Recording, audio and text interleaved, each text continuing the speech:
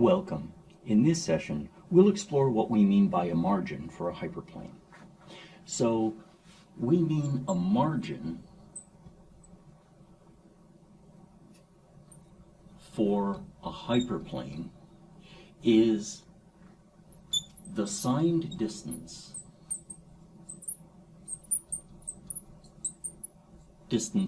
and this is r from a data vector to the hyperplane. And for a unit vector, so if we specify this hyperplane using a vector n that is of unit length, we can say that this is a value r, and that is the dot product of the normal, and let's say that we're interested in the margin to a support vector, so we'll index it by s, plus the bias scalar a.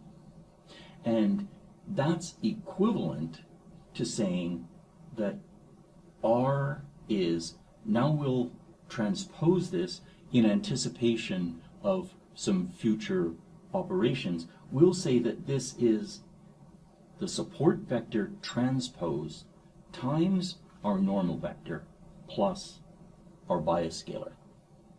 And we'll notice two things. So we'll notice one, support vectors have smaller margins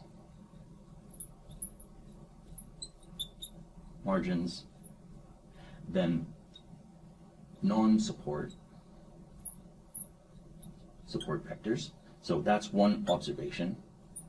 And so that is part and parcel of the definition. So what we could have done is we could have said we'll define S as being those vectors with the smallest margin. And then our other observation is that the optimal hyperplane has the largest possible R, the largest possible margin. And this is how we'll derive a support vector machine, is we can define a support vector by going through all of the data and finding what they are, and then we want to find a hyperplane that has the maximum possible margin. So let's take a look at a computation and get a sense of what the margin is. Let's explore those data a little closer. So suppose that we have these data and we propose that, that the margin R is 0.5. We can see that that margin, it's as though this is the center of a lane in a road or a highway, and the margin is the distance from the center of the road to the edge of the road.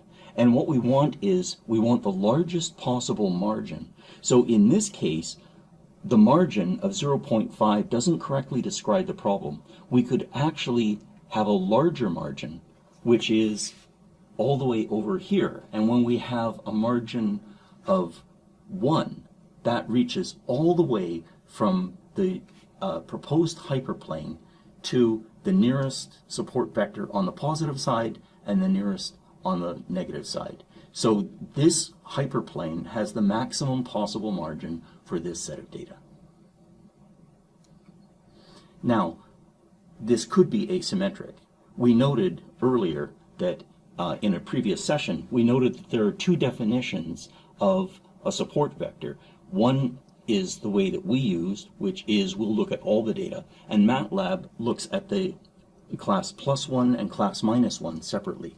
So let's take a look at the iris data, and when I use MATLAB to find the optimal hyperplane, what I get is this, and we notice that there's a very subtle asymmetry, and this has to do with the details of the computation of the support vector machine that we'll be getting into in subsequent lectures.